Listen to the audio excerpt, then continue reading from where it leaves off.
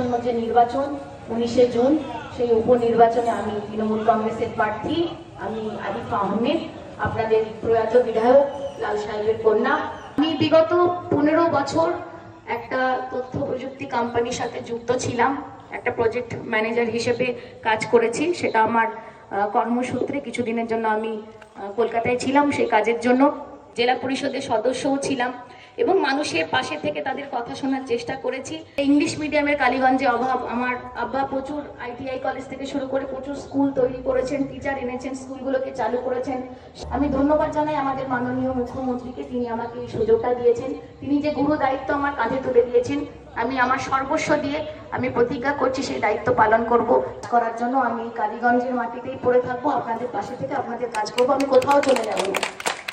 BJP সরকার এমন একটা মিথ্যেবাদী সরকার যারা ধর্মের রাজনীতি ছাড়া কিচ্ছু বোঝে না।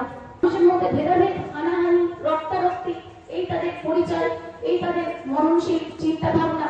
কিন্তু আমাদের লক্ষ্য যেটা নয়, আমাদের লক্ষ্য হচ্ছে একটা বিপুল মার্জিন এই কালীগঞ্জের ব্লক থেকে একটা দৃষ্টান্ত সৃষ্টি করা, যে দৃষ্টান্ত একটা বাংলার পুরো আপামর মানুষের কাছে বার্তা পৌঁছাবে।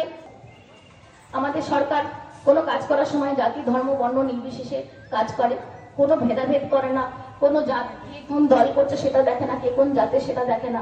আমি আপনাদের কাছে করজোড়ে নিবেদন, আপনারা আপনাদের মূল্যবান ভোটটা দয়া করে CPM কংগ্রেসের জোটকে দেবেন না, তাহলে কিন্তু আপনারা বিজেপিকে সুবিধা করে দেবেন।